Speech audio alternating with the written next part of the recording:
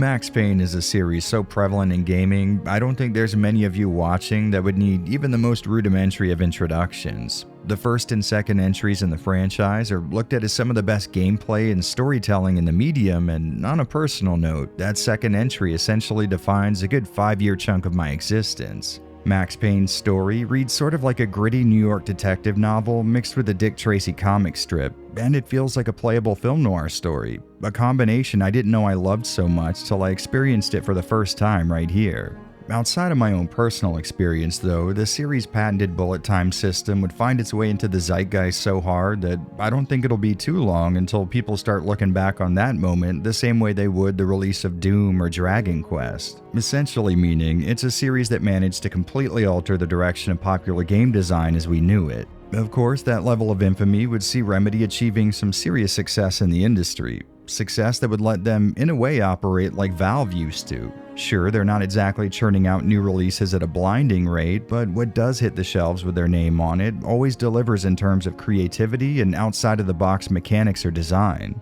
Which brings us to why we're here today. Remedy's little finished success story has allowed them the opportunity to follow their dreams relatively unmolested, which has led to the unique personality of the combined development team really leaking into their end product. And that sort of inspired me to go on a bit of a journey, one that would have me following the creators of Max Payne and seeing exactly what they get up to when they're not lovingly rendering the torn trench coats and crime-ridden streets of New York City. We'll be blazing through Remedy's entire library post-Max Payne in the coming days here on the channel, and in doing so, we're going to get a glimpse at some truly unique works of art. Games released by people who just flat out, at the end of the day, wanted to make them and nothing else. Now, of course, not every box carrying that bullet-shaped logo is going to be the best thing ever created by humans, but they all showcase an honest love for the medium and a very clear desire to tell interesting stories, which is something I wish I could tell you is very common in this industry, but, you know. But hey, it's for that exact reason that we're here today, showering them with just a little more praise than they had before, giving them just a bit more appreciation and possibly a little tiny bit of criticism. Also, this is a very last-minute addition, but thanks to a little bit of luck and some hard work from my guy over at GOG, I was able to get Alan Wake and Alan Wake's American Nightmare discounted just for the release of this video. So if I end up doing my job properly, which some of you are going to know is a 50-50 toss-up, but if I do and you end up wanting to check out Alan Wake, head over to goodoldgames.com using the link in the description, not only to save some money for yourself, but also support the channel. I mean, call me biased here, but I feel like supporting my video game addiction is probably the most humanitarian thing a person could do. Well, anyways, let's get this thing started. Ladies, gentlemen, I'm Jared from Avalanche Reviews, and welcome to admittedly a bit of a different retrospective. This is Remedy after Max Payne.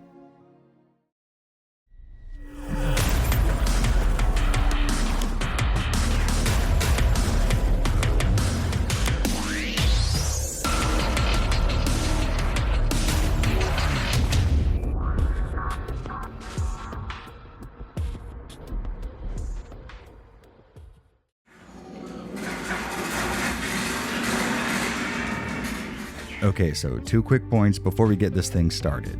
I swear it's not going to take long. Number 1, if you haven't noticed yet, this is a little more than just an overview of the game Alan Wake. So if you were looking to see the video game get covered and not hear about its developer's origin story, which by the way is 100% understandable, but anyways, if that's what you want, check the timestamps in the description to skip to the review anytime I go off on one of these tangents. And number 2, even though Max Payne is a very important player in this story, I won't be going in-depth and covering that series in this video. If that sounds a bit more your speed, check out either the link in the description or the one that should be dropping down in the right-hand corner right about now. And with that out of the way, we have a little bit of history to cover. Anyone who grew up in the general vicinity of a computer capable of playing games back in the late 90s and 2000s has probably seen Remedy's logo before, even though there's a chance you may not have realized it back when you did. See, Remedy got their start developing some really unassuming, non-slow-mo gunplay-based, although mechanically solid PC games for publishers like Apogee. In large part thanks to hardware benchmarking tools becoming a huge part of the PC gaming scene at the time, Remedy found themselves in a position to release a passion project. Not the kind of game you develop when you want to make money, but the kind of game you develop when you already have money and you really want to develop a game. Our boys had just raked in some pretty impressive numbers on one of those aforementioned apps meant to turn your PC into an oven powered by a GPU that's gone critical. And that gave them the kind of freedom and, more importantly, resources that they needed to take their wizardry at making hardware do things once thought impossible and apply it to a genuine, full-featured video game. And at least to a certain degree, you could say this is one of those situations where the tech was established first and the game was built around it. 3D Realms wanted third person and Remedy wanted shooting, so Max's fate was sealed from the word go. What wasn't though was the name Max. Our scrunched up faced detective went through several monikers during development, featuring choice entries like Dick Justice, the more classy Dark Justice, and eventually Max Heat, the name they were 100% sure about right up until the copyright check cleared and they changed their mind to Max Payne instead. The cherry on top, of course, being that they weren't going to be able to get that money back. But with all that behind them, and now that the name had been thoroughly decided on for the second and final time, Max hit trade shows, PC gaming mags, and the internet. And people were paying attention to say the least, but the fact that they were looking wasn't exactly a surprise to the team. What they were looking at, though, now that was something that would, unbeknownst to anyone, permanently change the way video games would be made across just about every genre. See, there were parts of the demo reels that were sent around that would slow things down significantly in order to show off stuff like bullets tearing up the environment or Max diving in what can only be described as a relaxed position. And to give these moments a little more impact, Remedy wanted people to actually be able to see the bullets flying around and embedding themselves in gangster chest cavities. In order to accomplish this, they altered these sections and made the game's guns shoot real projectiles. They modeled, textured, and gave physics to actual bullets for the guns to fire out of their in-game actual barrels. Something that not only made any showcase videos or trailers much more fun to watch, but more so helped still screenshots meant for websites and magazines really pop compared to their competition. And hey, there's a blast from the past, right? A game industry almost entirely reliant on still screenshots. When I was doing research for this video, I was kind of blown away at how easy it is to forget that we only relatively recently dethroned the JPEG with the MP4 as far as video games media goes. And potentially because of that, it did have the intended effect.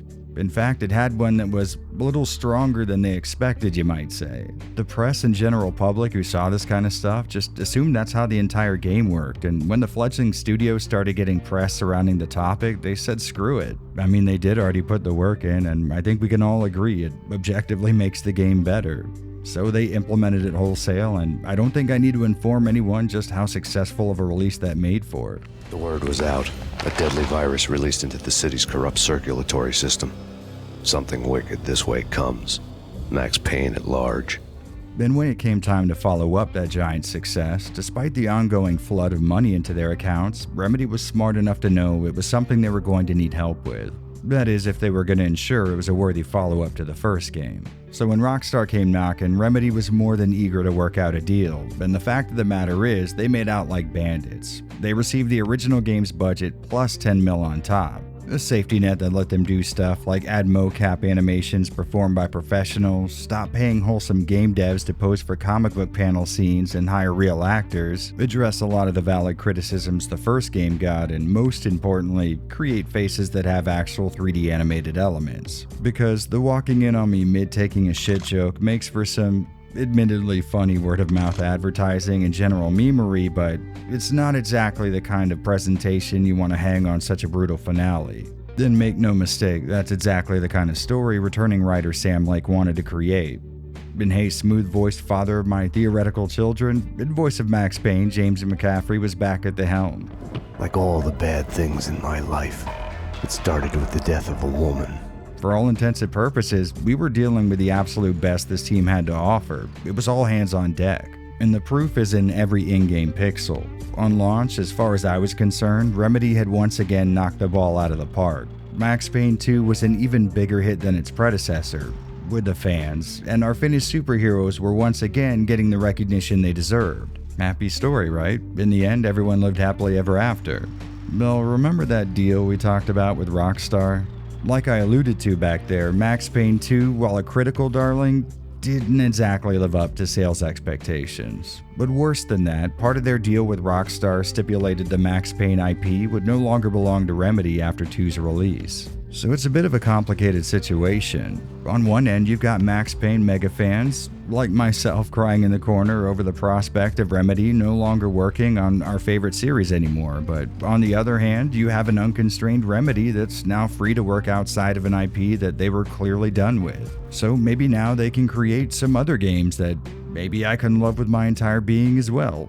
Which brings us to the thesis of today's video, Remedy's very first title after its divorce with Max Payne. Keep going, Alan. Wake up.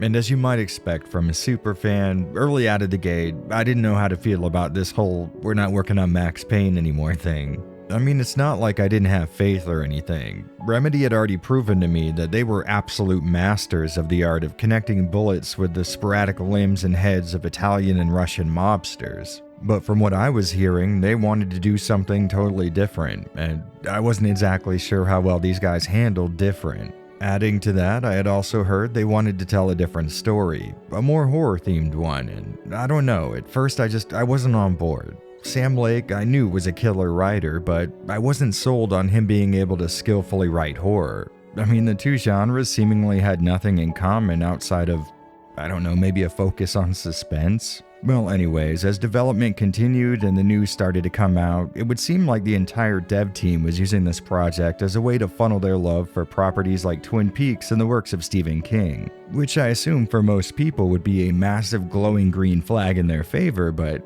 I don't know, these are pretty hard to emulate styles for them to be chasing after, in my opinion. And to be honest, it did not help very much that the early ideas for the game had it going in a more open world direction, something that I can sometimes begrudgingly get into, but mostly I really don't enjoy. And in those early days, there really wasn't a lot to go off of. According to Sam Lake himself, a disproportionate amount of the time at the start of the project was dedicated to stuff like a complex lighting engine, procedural generation bugs, and day-to-night cycles. And I think we can all agree that those are all very important things to include in a video game, but they're also disconnected systems, and we just hadn't seen a lot of the tissue that held them all together at the time. By the time development finally started making any gameplay strides, or at least any gameplay strides we could see in the public, the type of game that it was started changing day by day. Eventually, its open world shrank down into a more traditionally linear third-person shooter, and its dynamic lighting system, initially designed to go hand in hand with that day-to-night cycle, was instead repurposed for the new antagonist to the game being a type of darkness that's wounded by light. In this early stage, they even developed a cool little dynamic system that would mask the enemy loading in new enemies by having the camera zoom over to them as they spawned in.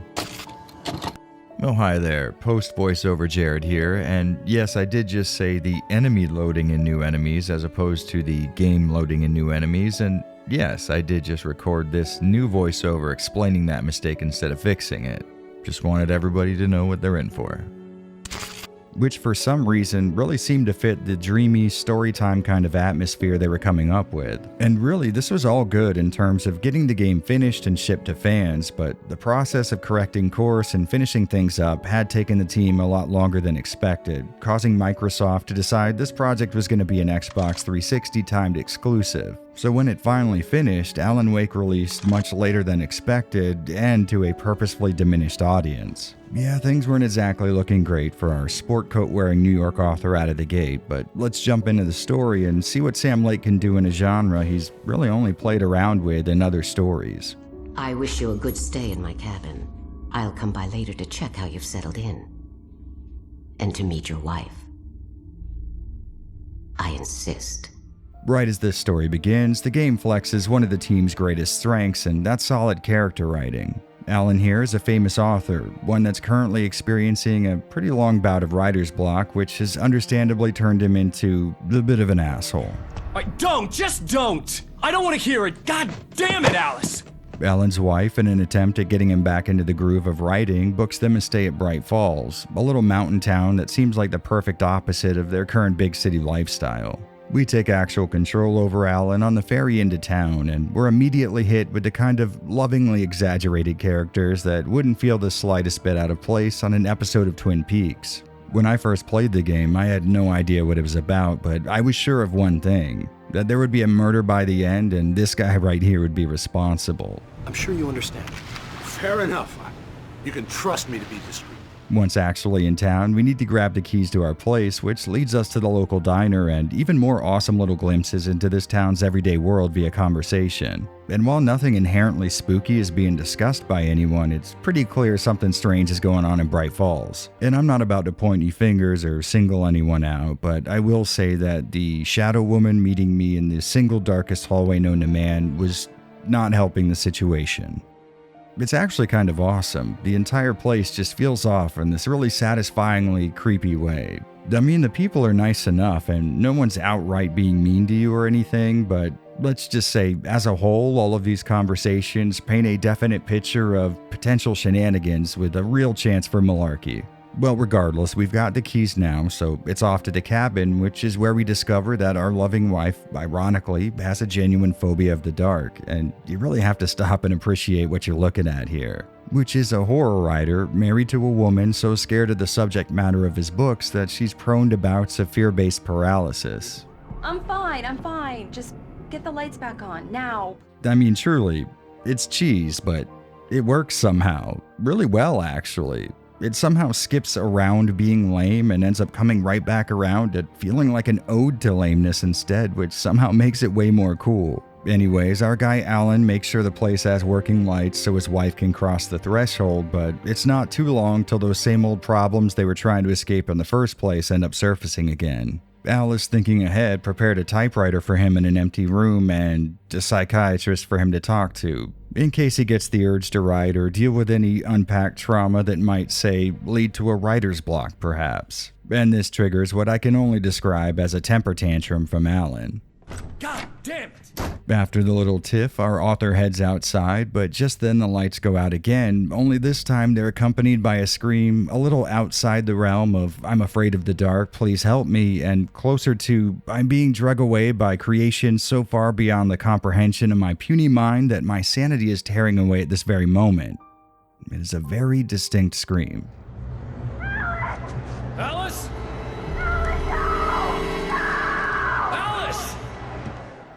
So Alan runs to see what's going on, and he just misses whatever's doing this, and it looks like it took his wife when it left. So Alan jumps in after the two, and that's when things start getting properly weird, both in the game and how the game's story is designed. For some reason I'll never know, at the time game designers seemed to really like the idea of formatting a game's story in the same way an episodic TV show would. Which means after every chapter and every time you continue a saved game, you get to hear a little summary of the previous chapter's events in the form of a Previously on Alan Wake segment. Now at the time, this style really didn't land with me and I haven't exactly softened on it since, but it's not exactly something I actively hate. I mean, sure, I would have rather it had not have been included here, but Remedy has always been on the forefront of creative, outside-of-the-box design. So you can't exactly blame them for wanting to flex both their muscles for interesting mechanics and their tendency to blur the line between traditional media and video games. Something that's going to develop into a bit of a theme as we continue with this company's catalog, I assure you. Well, anyways, after a quick immersion-breaking TV show credit sequence, we and Alan Wake just sort of poof back into existence at the site of a car crash and rocking the kind of wounds to prove that we were in it. As far as he knows, the events at the cabin just took place, so he's freaking out at the idea that he's not only made it all the way out here without remembering how, but that his wife is still in trouble at the cabin. And this is the section where the game properly introduces us to our main antagonist. A dark force that inhabits the area and appears to be sentient. Outside of the fact that it can possess both Bright Falls town members and physical objects, the only other thing we know about it is that it's real damn interested in the affairs of one Alan Wake. After fighting his way through a literal forest filled with shadow monsters, he makes it to a gas station and meets up with the town sheriff. He lets her know what's been going on, necessarily sounding like a psychopath in the process. And in turn, she clues him into the fact that he's been missing for nearly a week, which is definitely a hard pill to swallow, but with more pressing issues on the docket, he convinces her to head up to the cabin to help Alice. When they get there, the cabin that we the players had just been in a few minutes ago was nowhere to be found, which I actually really got into. By this point in the story, I'm already bogged down by the truckload of questions the game dumped on me not even 20 minutes ago, which may sound like a bad thing to some, but if you're a fan of Silent Hill, you'll know this is a very promising thing to see so early on in a story. Essentially, we weirdos only like a game to feed us answers when it's in the form of a sandwich, with that answer nestled snugly in between a top and bottom layer of more questions. Stuff like this sets up something that really scratches a rarely touched itch for me. Even though I spend most of my time on YouTube covering horror games, I actually don't watch a lot of general horror movies. Instead, I'm more of a psychological thriller type of guy. Having the main character's love interest sliced up by some kind of undead, alien mutant, and really I could care less, but have the whole entire world tell this guy his love interest never existed and that he's probably losing it, you've got yourself an interested customer. And this is when the Twin Peak influences start really hitting the ceiling. Throughout the entire story, there's going to be red herrings keeping you off the trail of what's really happening, and the whole time, the people around you are going to make you doubt everything you're seeing. Which to me is, I don't know, kind of the perfect setup, really. Here, try to think about it like this. This world feels hyper-realistic, right? Not like some kind of a fictional video game fantasy land, but a small mountain town that could very well have been based on a real place. Alan and the people of Bright Falls all look believably realistic too, right? So understandably, when the game tells you the more fantastical stuff you're seeing is actually some kind of a hallucination, it's pretty easy to intuitively believe, which in my opinion is one hell of a way to set up a proper psychological thriller. Anyways, getting back to the game itself, Alan follows the sheriff back to the police station and gives what is likely to be the craziest statement ever to grace the Bright Falls PD. But in the process, he gets a call from someone claiming to have Alice. He says if the cops find out he's talking to him, he'll kill her, and if Alan doesn't meet up with him, well, same outcome. As our guy tries to make his exit and deal with the current hostage crisis that he's been wrapped up in, he comes across the doctor Alice made a deal with when planning the trip and proceeds to express his, gratitude for bringing him and his wife into this situation. In the middle of the cartoon smoke cloud that this conversation is turned into, Alan's agent Barry walks in and, well, if I'm being honest, he kind of makes things worse, but he does get him out of there. Barry here, if you couldn't tell, is your stereotypical sleazy agent type, which means he fits right in with the rest of the TV show stereotype rogues gallery that is this character list. You shot a guy and his body just disappeared? When was the last time you slept? Are you high? Have you been drinking? There's the small-time doctor that does more fly fishing than doctoring, the sheriff that starts tough as nails but softens over time and becomes a friend, the comic relief who's in over his head, and then there's this person. A woman who is, and there's no easy way to say this, just discount log lady. Well, anyways, catching back up to the events of our story, Alan lets Barry know everything that's been going on, and he's understandably skeptical, which means he's not really useful for us right now. So, not wanting to spook the kidnapper, Alan sets off to meet him alone, which is where he delivers his terms. He wants Alan to hand over the story that he came to Bright Falls to write. I guess apparently during his little blackout, he did some writing and a nearly completed manuscript is out there somewhere, which goes a hell of a long way in explaining why we've been picking up pages for a book that Alan wrote but can't remember doing so. Well, after that wraps itself up, Barry, in the middle of an investigation, gets a call from a local waitress who's obsessed with Wake saying that she has that unfinished manuscript, which would be very, very convenient had she have not been possessed by the darkness and under the influence of this woman who seems to be its will given human form. Well, the possessed fan meetup goes about as well as can be expected, and when Alan wakes up from his drug-induced coma, he knows that he's lost some time on his kidnapping demands and that for some reason the FBI is in Bright Falls looking for him.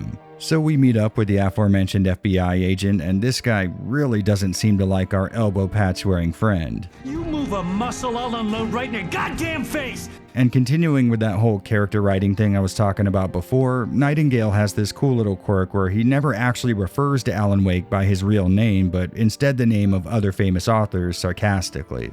Get back in the cell, Stephen King! Every time this guy was on screen, I was waiting to see if I would recognize the reference he would make, and that's on top of him already being a pretty cool, if not underutilized character. Well, after the heavily one-sided standoff, Wake makes a run for it, and we get to navigate him through a section that really reminded me of a similar few scenes from E.T. actually. Our guy still needs to meet up with the kidnapper though, so he can't let a little thing like the fuzz descending upon him en masse slow him down, which has us zigzagging through federal agents in the woods of Bright Falls, taking out shadow-cloaked bad guys, and getting very familiar with the scant amount of light sources that can be found out there. This light jog ends at the local radio station, where another pretty big fan, the town DJ, wants to do an interview with him. Before that, though, Nightingale shows up and essentially tries to assassinate Wake, which means the chase is back on and, oh, just in case. You weren't expecting to get out of this section without having fought a bulldozer, were you? Because that does happen. While driving a stolen truck, Alan tries to figure out exactly what he's going to do meeting up with the kidnapper with no manuscript in hand, and I'm being dead serious when I say his grand scheme essentially comes down to figuring it out as he goes. Today, I would meet the kidnapper, and he would give me Alice. I wouldn't give him any other choice. A drowning man will clutch at a straw. Which doesn't really matter because the kidnapper never actually makes the meet anyways. Instead, he calls and changes the location, which means more shooting holes through the poor, disenfranchised people of Bright Falls, and at the end of that combat, our redneck person stealer gets taken by the darkness. Alan almost suffers the same fate if not for some quick reflexes and the tactical deployment of a flare. He wakes up in the clinic run by that doctor he punched, and this is where I've got to warn you guys about some upcoming spoilers. I know it's an old game, and I know most people have probably already played it, but you never know. So if you're looking to play Alan Wake for the very first time, maybe skip to the timestamp down in the description, or use the play bar and skip past the chapter marked spoilers. You're suffering from various symptoms of undifferentiated schizophrenia. Okay, so this guy's telling us that Alan's actually been here for a pretty long time. As he tells it, the death of Alice drove Alan into schizophrenia, and he's been committed here ever since. Which doesn't exactly sound right, but I mean, we don't know any more than he does, so I guess we just go along with it. After getting acquainted with the fine people of the clinic, the darkness comes for Wake again, and it turns out this was yet another twist the story was throwing at us to keep it off its trail. The doctor actually just saw Wake this morning wash up from his little swan dive and contrived a situation that might convince him to finish his manuscript and hand it over to him. Wake and Barry make a dramatic escape after spending a little bit of time in a hedge maze, and the new plan is to follow up on something Alan found out from the Anderson brothers, a pair of local rock stars that seem to be suffering from dementia or just the natural outcome of being a rock star. The exposition dump that follows I have a bit of a problem with though. Alan tells Barry that there's something about the lake that Bright Falls is built around, something that has an effect on the art created near it, essentially bringing it to life. The only problem being, it's not some kind of a mindless power source. This thing lives at the bottom of the lake and it seems to be cheating at its own rules a bit. See, it's bound to the lake, but it can influence people, and the lake does have the power to make imagination into reality. So what it's been up to is using the town's people as puppets to set up a situation by which Alan would have to write his next book in Bright Falls, and as he does so, the darkness would influence him to write out a world where it has even more power and more reach than it does now. That world, thanks to the power of the lake or whatever's living at the bottom of it, would end up becoming a reality, and to be fair, I don't have a problem with the information itself. It's basically the plot from Phantoms, and I love that movie. No, I'm just kind of scratching my head, left wondering how the hell Alan knows any of this. I mean, I've been right there with him for every word he's heard from any other person in the game, and I can almost guarantee you no one has said anything even hinting in that direction. As the game has progressed, we as players have been privy to some stuff that points towards the general conclusion of shit's fucked up, but Alan's acting like after his conversation with the Anderson brothers, he's put the final puzzle piece in place. I went back and reloaded a save just to stand near them to see if they would talk about it outside of a cutscene, and nope. That is almost an entire hour of my life that I will never, ever get back. That's not very rock and roll. I mean, they did tell them they have a farm that they used to party on, and they wrote everything down in case they forget. And sure, that does hint at us needing to go to that farm for the next clue, but it damn sure doesn't tell us that there's an ancient evil living under the lake that wants to write a story so it can break its own bonds. We also find out that this isn't the first time this has happened before. At some point, a poet named Thomas Zane was tricked into a similar situation with the darkness, only he was able to outsmart the eldritch horror by writing into his story a situation where a volcano would erupt, collapsing the island and the cabin into the lake. And it was actually Zane in the diving suit helping us this entire time. And honestly, I probably should have known he was a more important character when I heard him speak and it was James McCaffrey's voice that was coming out of his mouth, or his bodiless light ball. It has no heart. It's filled with darkness.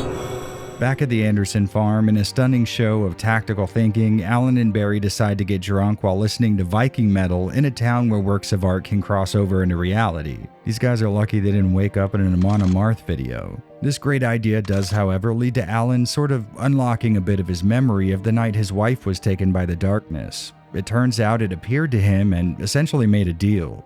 It had Alice, and the only way it was going to let her go was if Alan wrote it out of its current predicament in his new manuscript.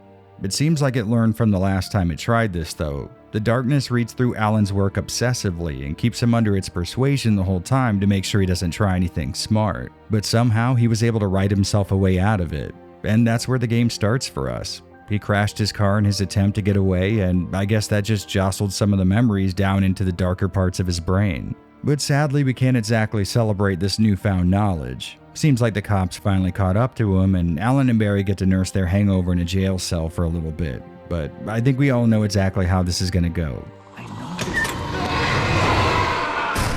Now that the sheriff's seen what's after us, she's a little more eager to help out. So the three of them end up gunning their way through the darkness-infested streets and eventually get their hands on a helicopter, which sends them in the direction of this unassuming woman we met in the intro.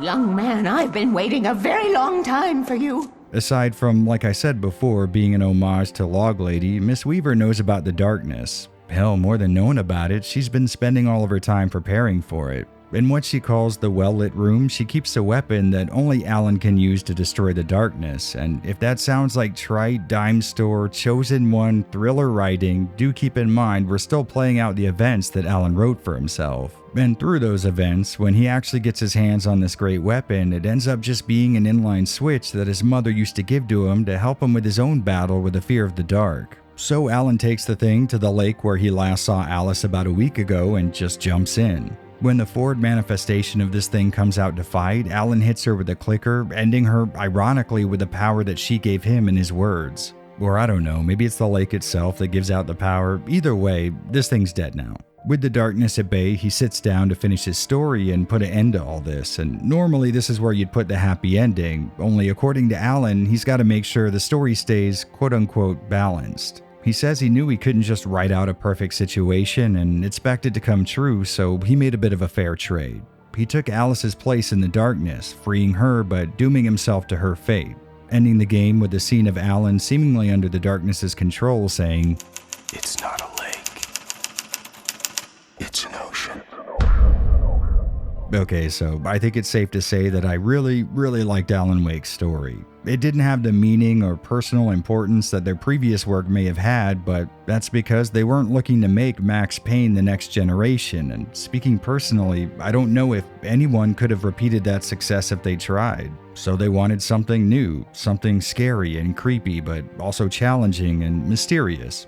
It's derivative and campy, sure, but only in the same way Max Payne was. Both series are essentially amalgamations of exaggerated examples of popular media tropes woven into something that can damn sure hold your attention. And you gotta keep in mind, I came into this one pretty damn skeptical since psychological thrillers aren't exactly adjacent to film noir revenge tales in terms of story writing skill sets, but Sam Lake managed to bang out an awesome little story here. Me already being relatively biased to a lot of the properties that served as an inspiration for Alan Wake, of course I really enjoy it, but I also think it's something most people could get into. It's essentially modern day pulp, accepting the ridiculousness of things like Twin Peaks and Stephen King's entire catalog and just leaning very hard into it. In the process, they've created something that's not only its own cool, insulated story, but one that's also a clear homage that you can have fun joining in on. I mean, I don't think anyone with even a passing knowledge of Lynch's work would be able to make it out of the diner sequence without pointing out several hundred similarities and flat-out Easter eggs. It's obviously aping someone else's bit, there's no doubt about that, but it's going about it in a way that elevates its own narrative elements and pays respect to some killer books, movies, and TV shows. It's kind of like everyone has their wackiness set to 11, and sometimes that is something that can take me out of a story, but it's also something that, when used right, can invoke a feeling of unease and awkwardness. And when we're talking horror, those are two very useful tools to keep in your belt. I also really got into how much they tried to throw you off of the game's trail with fake outs and red herrings. When I first played it, I was constantly wondering what the hell was actually going on. I don't know why it is, but I've always enjoyed a story that makes me question whether or not the events I just saw were even real, and this game spends a good 75% of its runtime doing that. So the good news is I like it. I actually like Alan Wake's story quite a lot. The bad news is I still had problems with it, and we gotta talk about them. And right up front, one of my biggest issues was the FBI agent Nightingale. This guy shows up out of nowhere and never once that I'm aware of reveals exactly why the FBI is interested in a relatively successful writer who, at this point to their knowledge, violated no federal laws. He's got no real good reason to be there, and he leaves the story in a pretty wild but anticlimactic way, although the ending does seem to remedy at least some of those worries. And I think that flows into my problem with the game ending on a bit of a cliffhanger. Now, for a series where the sequel's already greenlit, throwing in some sequel bait for an ending is pretty reasonable, but this game came out 13 years ago, and only recently are we even seeing trailers for the follow-up. Leaving all of the big revelations for an entry in the series that might not come is a risky move, and in this scenario, I would say it backfired. I mean, don't get me wrong, I can really appreciate it when a writer can keep details close to the vest, but at least with similar titles like Silent Hill, a second playthrough can reveal hidden information or context that can make the story more complete. And at least to a degree that is the case here. There are some collectible thermoses and manuscript pages hidden around, but even 100%ing the game, you're not going to know much more than you would from just watching the story cutscenes on YouTube without ever doing that. That being said, if the second game does come out and ends up being the best story I've ever seen before, this is going to look like the most successful long con ever, and I love it. And lastly, I gotta be a bit of an asshole. See, I have an issue with something I actually love. In Max Payne, I absolutely adored the vocal performances. Sure, things were being delivered in an overly theatrical way, but the nature of film noir does necessitate that at least a bit. So it felt perfectly natural in the world of Max Payne, but sometimes here in Alan Wake you can hear a similar approach in that direction and it doesn't work quite as well. Now I will say that does not count towards the narration that takes place during gameplay because that sounds perfect. It's almost like literally someone using theatrics to make something sound better when they're reading a book out loud to an audience. But there are times when the dialogue sounds weakly written and poorly voiced. I think the problem is Max Payne essentially had its own language with the flowery Shakespeare-like quips and Italian accents, and in that unique environment, a lot is possible. You know, the kind of stuff that wouldn't sound quite as right coming out of a guy wearing a sweater vest talking to his wife about the weather in his New York apartment. Overall, I really liked Alan Wake's story, and it's not just because it was an open letter to a TV series I also love, but admittedly that does help. I guess if I was going to have any advice to people wanting to play this for the first time, it would be try not to take Alan Wake too seriously. The last game we got from this studio ended up having a genuine emotional impact on me with its killer music, voice acting, and writing, and admittedly I put this disc in my 360 expecting the same thing. And even though that's not what I got, it doesn't mean it's not awesome. I expect we'll look back on this one as having much more narrative value once the sequel actually comes out, but I guess that all depends. Either way though, I really got into this story. It fits a niche that hardly ever gets represented and does so with the skill and style you would expect from Remedy. There's too many of them!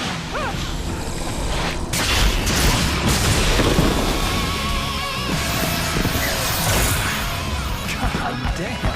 While the guys at Remedy had made games before Max Payne, Old MP was really what they were known for. Third-person shooting was clearly a skill set that they possessed, and the good news was, Alan Wake would most definitely be a third-person shooter.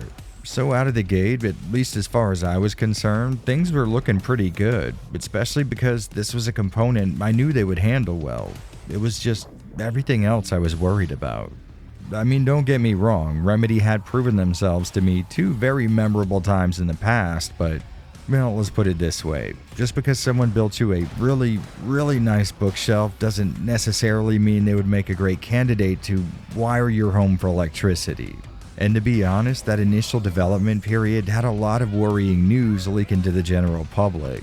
There was all this talk about open world gameplay and more gimmicky stuff like dynamic weather effects and new ways to stream assets in and out of memory. It had me worried the project was getting a little too ambitious, and luckily eventually the team would agree. They essentially restarted development a good portion of the way through and, in an act of practicality, scrapped the open world elements and trimmed things down to a much more understated but realistic package, which was probably the best move they could have made. I mean, I don't have that original idea right here in front of me to compare, but I will say that a lot of Alan Wake's charm comes from how self-contained and subtle it all feels. When you start the game up, you don't feel like you're playing some blockbuster GPU-selling graphics showcase, but instead something a little smaller and maybe a little more grounded. Well, about as grounded as you can be when an ethereal dark force is possessing all of your small-town friends and throwing cars at you.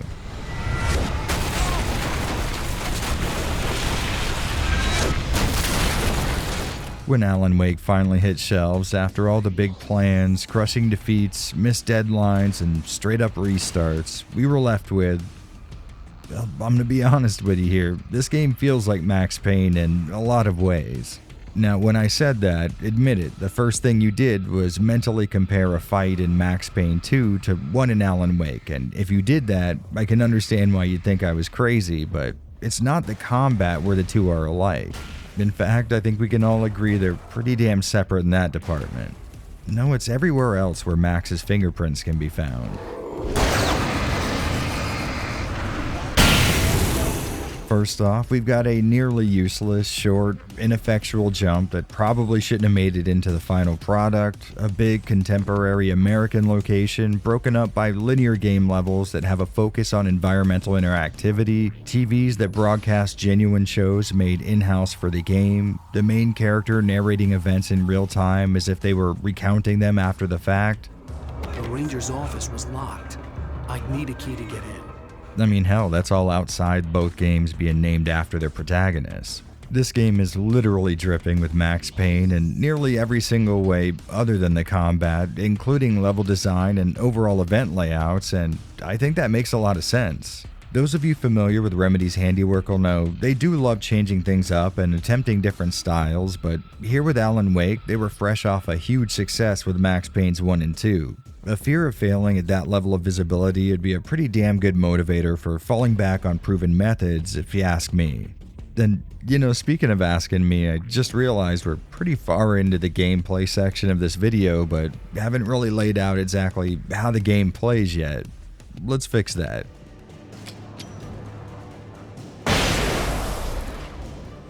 Like I just said, the guys at Remedy decided to go with what they knew, and that means Alan Wake is, among other things, a third-person shooter. The game proceeds in a linear, story-based manner, and most sections will have you running from point A to B with scripted and random enemy encounters sprinkled in between. As far as handling goes, that's one way Remedy really broke with MP tradition, because moving Alan around feels way more weighty and, funny enough, resembles the kind of movement you'd find in Rockstar's attempt at closing out Remedy's own Max Payne series. And at first, that's gonna feel a little strange. I mean, the guy moves around well enough, and the game definitely gives you enough room to really utilize him, but you're gonna have to get used to waiting for animations to finish before you can really control what he's doing. So just like Max Payne 3, or really any Euphoria engine game, if you have Alan running right and you want him to switch to the left, you're gonna have to wait for him to stop changing directions and start actually moving in the desired orientation before you can input any other movements. And if you find yourself thinking that doesn't sound too far outside of how Max Payne controlled in parts 1 or 2, check this out. I'm essentially just mashing left and right rapidly and see how fast he changes direction. Now check out Alan Wake trying to do the same thing. It's not the worst effort in the world, but our guy definitely takes a little longer to finish an obstacle course than he used to. But on the plus side, he does look really cool while he's running around. And listen, I really can't discount the whole looking smooth thing. This guy's animations, when you encounter them in perfect conditions, can be fluid as all hell, and on a personal note, his little stumbles and less than acrobatic performance is really damn convincing. I mean, let's be honest, the guy's a writer who wears a tweed jacket with elbow patches. This is exactly how he would change directions in real life. While you're checking out Alan's sick moves, you might run into an enemy or two, and that means combat. Interestingly, you only have access to maybe 5 or 6 weapons, and that includes throwables. What is here, though, is a distilled list of popular shooter implements. a revolver, 2 different kinds of shotguns, 2 different kinds of rifles, flares, flashbangs, and of course the almighty flare gun.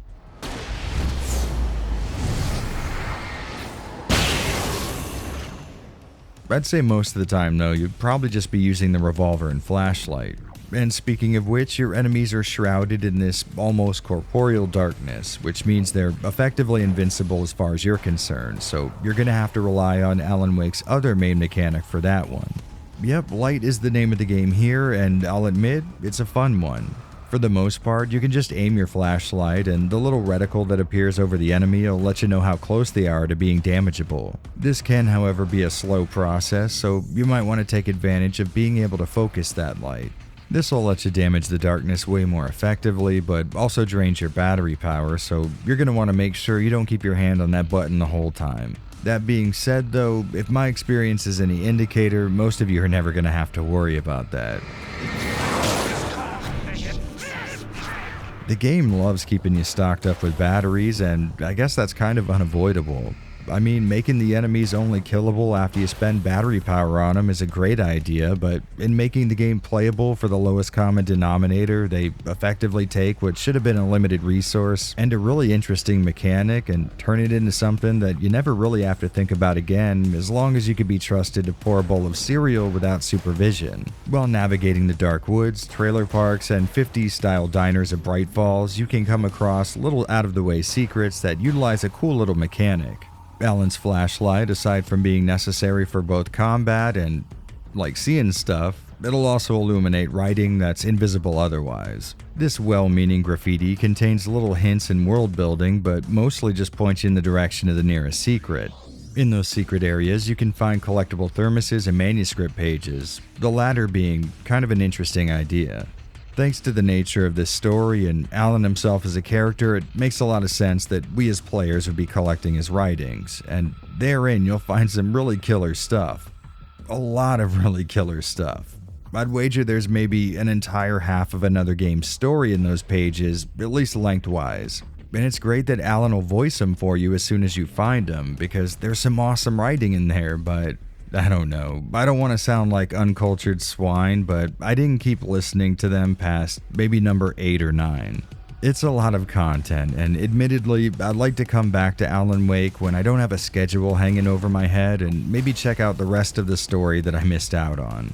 I can, however, say they're a great reward for exploration and really a much better one than the thermoses. I care so little about those things, I still don't know exactly what I'm unlocking or getting in return for finding them. I always really like it when there's something around to keep me wanting to explore past just needing to see the rest of the game world. Speaking of totally baller and 100% on-purpose transitions, levels in Alan Wake are pretty damn big. Forgive the dead horse of a comparison, but they're about twice as big as what you'd find in Max Payne 2 as far as size and progression goes. One big difference is that far more sections of this game take place out in nature compared to the last title that Remedy worked on, and I'm happy to say they handled this new environment surprisingly well. The woods in Alan Wake are almost always perfectly laid out in terms of intuitive exploration. They're densely detailed with creepy-looking trees and other appropriate set dressing, but never so much you can't find your way. As you run around, you can trigger what are essentially random encounters, which is a drain on ammo, but on the normal and even hardest difficulties, you're probably not going to have to worry about that. There's ammo dumps all over the place, and those out-of-the-way secrets I was talking about before also tend to dole out some serious firepower. You'll come across a fair few set-piece style situations, which is expected, but it's actually kind of cool seeing the old Remedy spin on these. Like, every game has a turret section, but Alan Wake has a pointing a giant spotlight at stuff section. I'm sure there's some kind of nuanced difference there. There are parts of Alan Wake where you could drive around in a car, and I would imagine this is a remnant of the game's previous open-world origins. Driving can feel admittedly sluggish and unsatisfying, but you almost never have to do it, and they did take the time to make different cars handle differently, so you can't exactly fault them there. Once again, like Max Payne, the depth of the experience you can have here is sort of up to you. Of course, speeding through the story to see the end credits is totally possible, but you can also prowl around a bit. listening to answering machine messages, eavesdropping on conversations, and checking out all the world-building detail in every area. It's one of those games where the second time through you'll notice all kinds of little foreshadowing hints and exposition you just flat out missed out on before. Really though, outside the secondary stuff, this is a pretty simplistic game. You shoot enemies and go where the game leads you. And that being the case, I think I might actually be in the minority here. Don't quote me on that or anything. I haven't exactly delved into a lot of the reviews surrounding this game, but I seem to remember people complaining about repetition and things not feeling quite right, but to be honest, I couldn't disagree more. For me, a shooting game really needs to nail the feeling of shooting a gun. The act of pulling that trigger should appear to have weight through things like visual and auditory feedback, and let me tell you, Alan Wake could lead a masterclass on how that's done. This game makes shooting guns feel very impactful. Every shot has this punchy sound effect, and the amount of kick these firearms transfer to the reticle helps make every shot feel like a bomb going off in Alan's hands.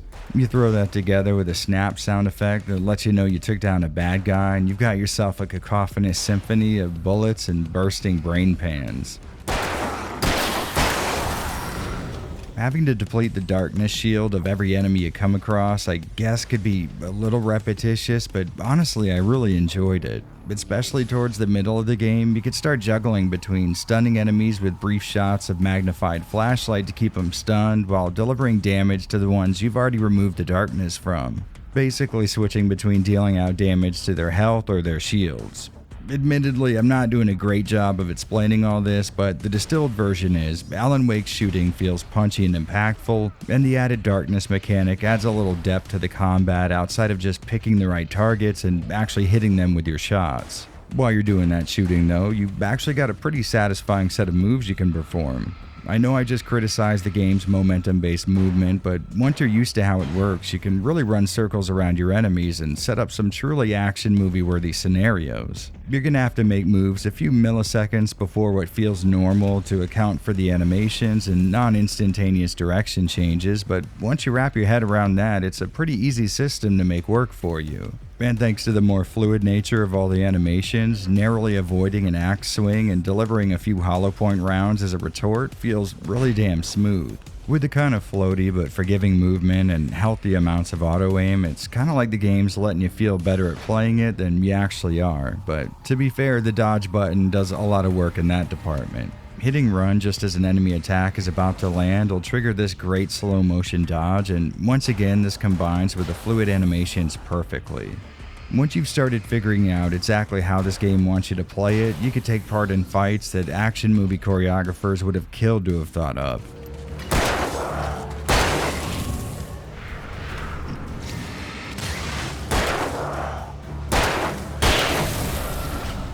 In another characteristic move to keep fights feeling dynamic and fresh, Remedy's included a lot of environmental weapons you can utilize. From generators and spotlights to full-on heavy metal stage show pyrotechnics. And to be honest, it's incredibly hard to fight back the smile that comes from baiting a group of bad guys into one of these traps.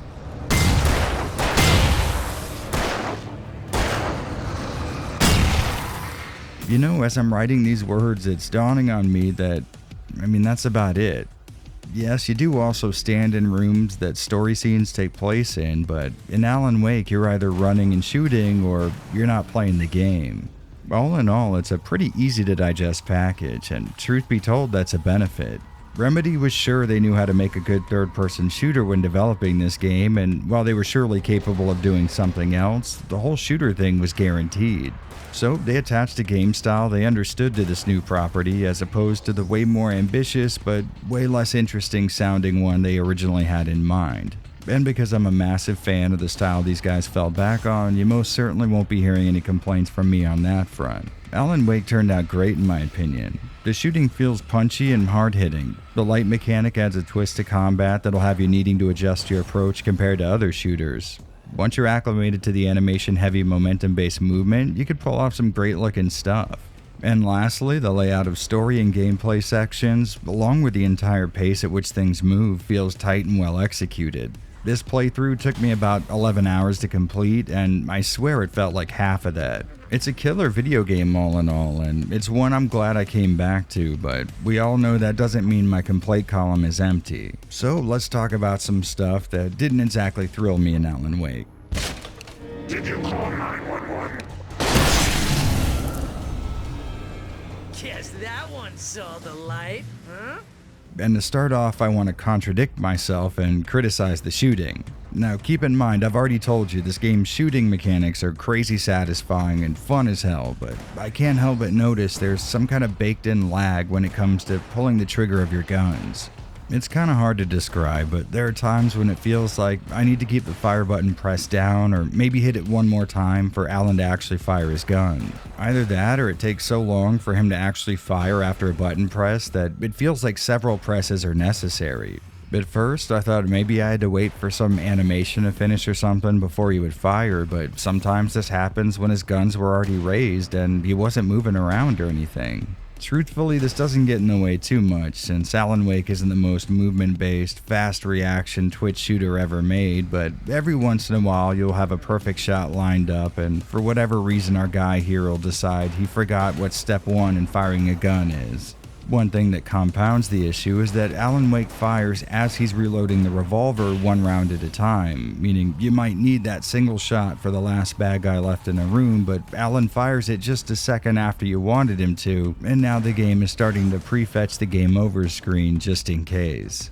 And next up on my list of problems with a game that I really like, do be warned this thing was made during the episodic game boom in the 2010s, so you're gonna have to sit through end chapter summaries and the always nice to hear previously on blah blah blah. Honestly though, this might be one of the better implementations of an episodic game I've ever seen.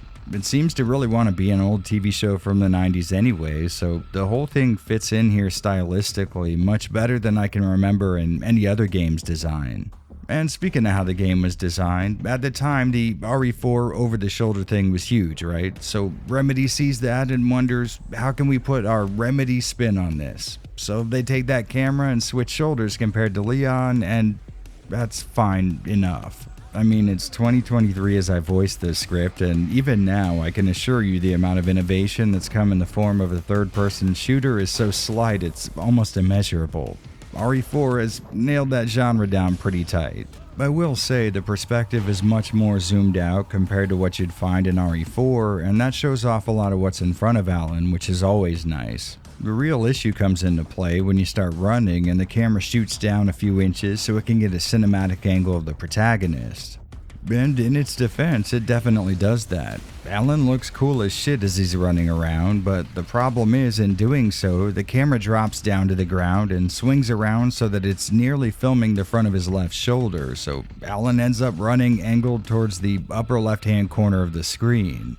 Which, just in case you're not watching this video right now, is the part of the screen with the least amount of Alan's surroundings in it because it's essentially looking in the opposite direction he is. And this bleeds over into the normal camera positioning as well. If you look at Alan's back, you can see the camera is slightly tilted horizontally, so instead of our flashlight / in-game aiming reticle being in the dead center of the screen, it's pretty far to the left. This can be kind of disorienting, but the running is where the real problems are. The camera likes to hang out to the side of you, and it tries to accommodate the environment to a degree, which means it can bounce up and down or phase right through things, which can obscure your view pretty good.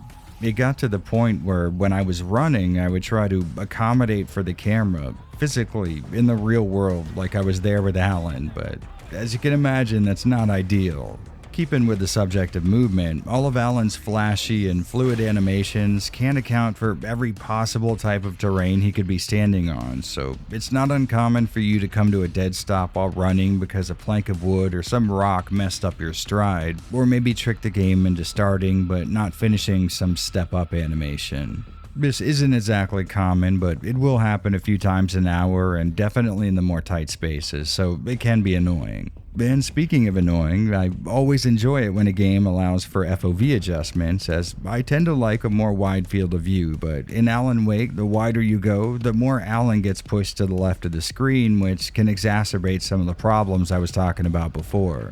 So in a very personally uncharacteristic move, I decided to lower the FOV to just a few notches above default where I didn't have to sacrifice usability for a nice wide open view. And if you just heard that and you're looking to change that option but you're pulling your hair out trying to find out where it is in the game, for some ridiculous reason they hid it in the controls section.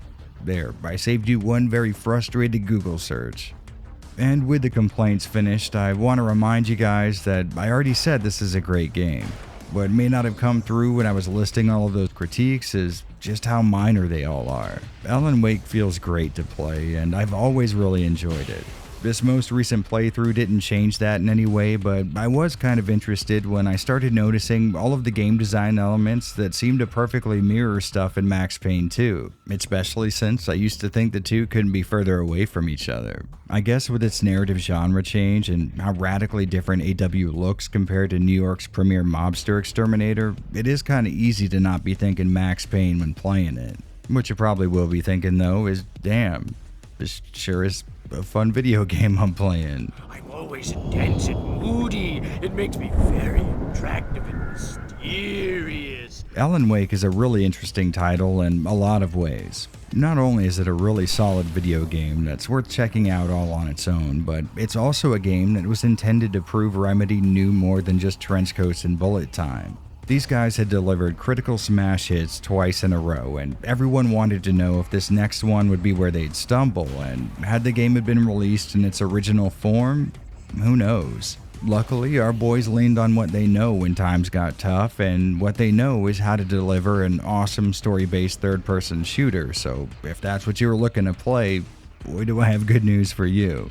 Alan Wake is essentially an interactive version of throwing In the Mouth of Madness's main character a 38 special and turning him loose on the people of Hobbs End.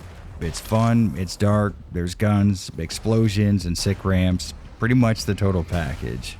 And you know, if you do end up picking this game up, while you're playing it, try to keep a lookout for any stuff that feels like it's straight out of a Max Payne game. I swear that becomes a game within itself. So, I made a surprise visit to the Remedy offices. They were so happy to see me. I mean, all those screams of joy. You know how I love to connect with people. And real quick, before we get into this game's presentation, we have to break with tradition just a bit and cover something I don't get to talk about very often. Alan Wake's American Nightmare is a 2012 piece of DLC meant to continue on from the ending of AW, and honestly is sort of interesting just in its existence alone. Up to this point, at least to my knowledge, the guys at Remedy had never worked on what you could traditionally call DLC, and with the times changing to focus more and more on this sort of content delivery method in the AAA space, it was sort of weird seeing the champions of the PC gaming old guard so eager to change their style. It marked the ending of one era in gaming and the beginning of another, and since I'd never been much of a DLC kind of guy, I've got to admit I never touched this thing till today. Which I'll admit is a little bittersweet, because on one hand I got to experience something that in my mind counts as a subtle, although important moment in game design trends. But on the other, I had to end a 10-year streak of not playing something based on totally arbitrary reasons I honestly couldn't list if you put a gun to my head. I have to ask, do you always wear that to work? All joking aside though, after spending some time with American Wasteland, I get the feeling this was originally intended to be the sequel to Alan Wake. According to Wikipedia, this DLC first leaked because it was listed on some game dev's portfolio as Alan Wake 2, and Remedy ended up announcing it early just to make sure people's expectations didn't get too high. So, you know, maybe there's a little truth to my totally unfounded suspicions, but aside from the typical industry cloak and dagger stuff, this just feels like a conscious improvement on most of the elements found in the first game.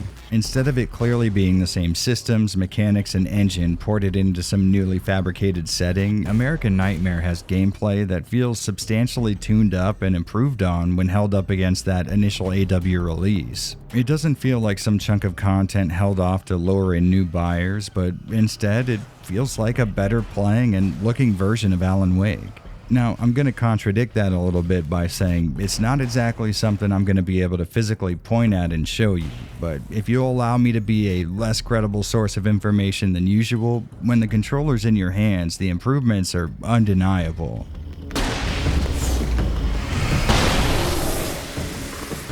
American Nightmare, like I mentioned before, takes place after the events of Alan Wake. Events that are going to be very, very hard not to spoil moving forward, but you have my word, I'm going to try my best. As the game starts, Alan wakes up in some fictional town in Arizona needing to stop a twisted, evil version of himself named Mr. Scratch. In a move that's both kind of interesting narratively and saves on having to make new resources, the story takes place in a time loop that has Alan restarting the DLC's events several times over. Now, in theory, this opens up all kinds of interesting character interactions narratively speaking, since these NPCs actually remember their fates up to the time loop restarting. But instead, the side characters feel kind of like quest-giving cardboard cutouts, which I guess given the nature of the story makes sense, seeing as how they likely don't actually exist in the real world.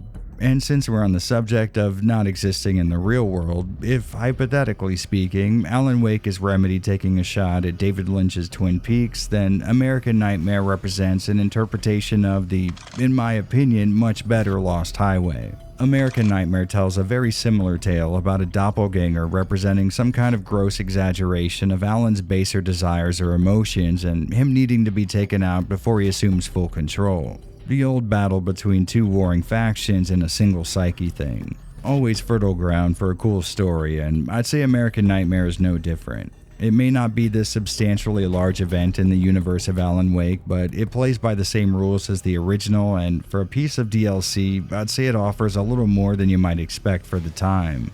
Getting to see Alan Wake's actual voice actor tearing up the scenery in some very cool looking FMV sequences was a nice surprise, and honestly, it really was the highlight of getting to watch this tale unfold.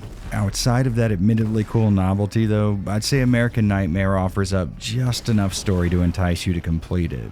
It takes advantage of Alan Wake's ending and all the creative liberties it could grant a good writer, making for a story that's unique and well thought out enough while also staying relatively self-contained. And as a bit of a personal side note, the decision to have a similar but legally distinct version of the Twilight Zone announcer guy voicing the in-game narration, chef's kiss, genius move. In another life, the man was a writer. He still practices that art, forging weapons of war out of ideas. As far as actually playing it goes, American Nightmare makes for one hell of a surprising improvement over the base game. As soon as I had gained control over Alan, it was clear that a lot of work had gone into tightening up how well the lengthy animations played with the act of actually moving the guy around. Controls are noticeably snappier all over, but especially in a dead run. I found I was reliably bobbing and weaving through the environment and enemies alike while I was sprinting, and overall things just felt way more responsive. Case in point, American Nightmare fixes the weird lag that had Alan pulling his in-game trigger full seconds after the button on the controller was pressed. Now, a single button press results in Alan's gun firing in mirror succession. You know, how it works in every single video game ever made.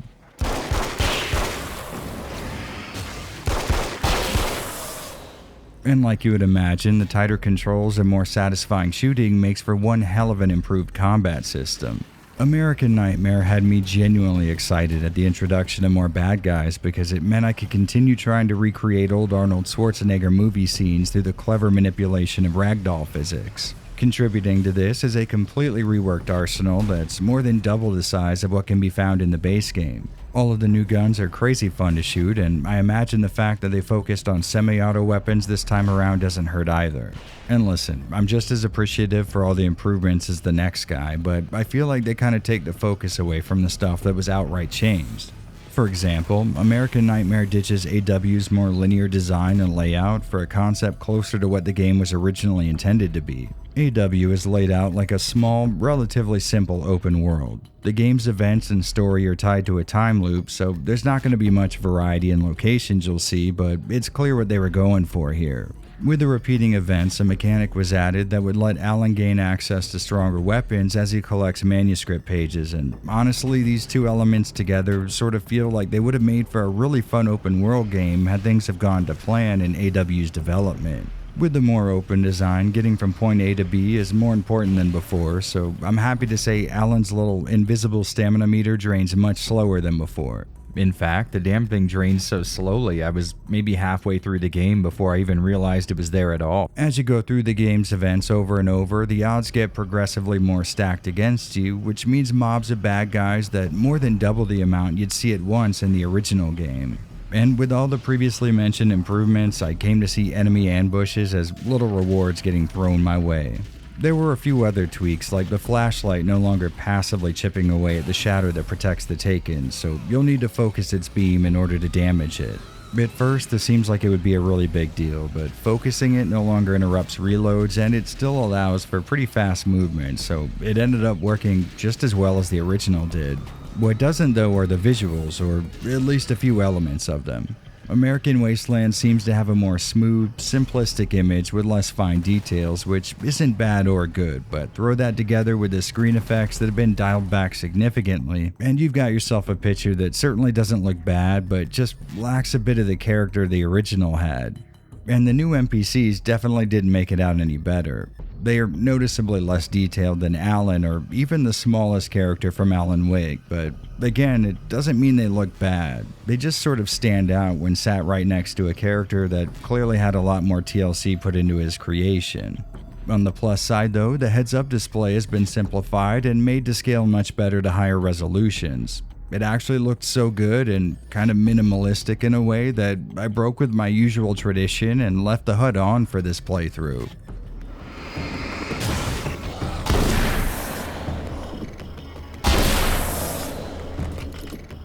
A lot of American Nightmare's presentation screams to me I had a much lower budget than my bigger brother. And since so much of it was clearly custom made after AW was released, that fact gets a lot of chances to really be driven home. But on the flip side, I mean, come on, an entire new quasi-open world location with new guns, mechanics, characters, cutscenes, and voice acting, that's going pretty above and beyond, I would say. What I'm trying to say is that there are elements here that might strike you as being a little lower in quality than what could be found in the original game, but the only reason you can tell that is because Remedy was so damn ambitious with this DLC.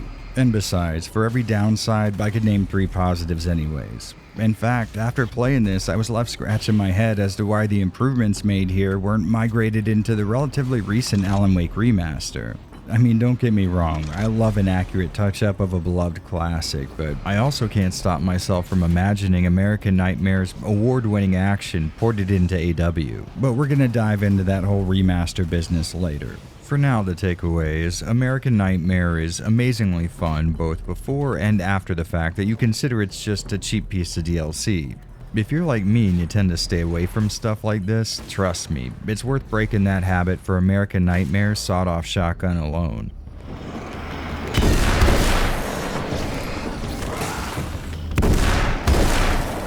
If there was one thing, other than solid shooting and film noir intrigue, that Remedy was known for back in the day, impressive graphics was that thing. These guys got their start developing benchmarking and stress testing software meant to push GPUs to their breaking points, and I guess it only stands to reason they would bring that knowledge with them into the game development side of things. Which explains why both Max Payne games were massively impressive for their times, and aside from the very memorable effect of seeing the world nearly stop in slow motion during an urban firefight, these games showed off some very impressive textures that were built up from real pictures taken of actual locations in New York. Using the same method that allowed them to map pictures of actual faces onto the heads of their 3D characters in Max Payne 1, Remedy was turning real-life graffiti and brickwork into game assets, and at the time I remember it was sort of frowned on. Now to be fair, it's been a while since the controversy, if you could call it that, and even if it hadn't been that long, back then I didn't really pay all that much attention to the internet outside of arguing with the entirety of the South Florida hardcore scene on LiveJournal, but I think the issue was that artists were mad because this was something that required no real artistic ability, at least according to them.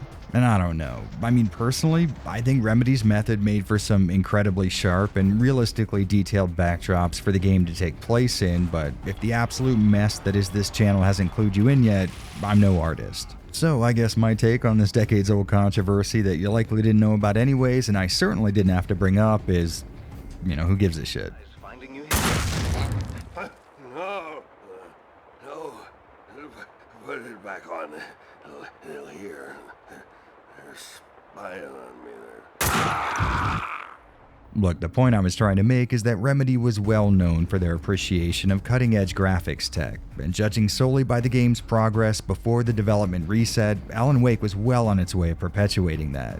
Back in those early days, Remedy was showing off that massive open world with its impressive day-to-night and lighting systems, on top of stuff like a tornado that could smash up the environment using top-of-the-line physics and dynamically breakable 3D structures. Of course, they did have to dial things back a bit after development shifted towards the more linear and safe end of the spectrum, but that certainly didn't mean we ended up with a disappointing video game presentation-wise. But for those of you who are more keen on that initial concept, I can tell you there's a lot of that old DNA still banging around in here. For example, that open world that they were working on before now allows Alan to cover miles of in-game distance with nary a loading screen in sight. And that tornado I was talking about actually did make it into the game, even though it was just in the intro section. Getting back on the subject of that open world though, they definitely wanted their money's worth there, because you can't go more than 20 minutes of gameplay without a scene where the camera swoops and swings around a massive, open, real-time rendered environment. But I guess before we get into all that, we should probably talk versions. Now, I'm definitely going to cover AW's Remastered in a little bit. I wouldn't leave you guys hanging, but it sucks to say I'm not going to be able to compare the original release's PC port against the Xbox 360. Due more to laziness than anything else, I still haven't found an NTSC Region 360 here, so for the time being that means I'm not going to be able to be as gung-ho about covering ports as I usually am, at least in situations where it's a 360 port. On the plus side, that Xbox 360 disc can be slotted into a Series X, which, as you would expect, looks and runs flawlessly. The good news is not covering either of those ports isn't exactly a downside though, since the PC release is damn near perfect.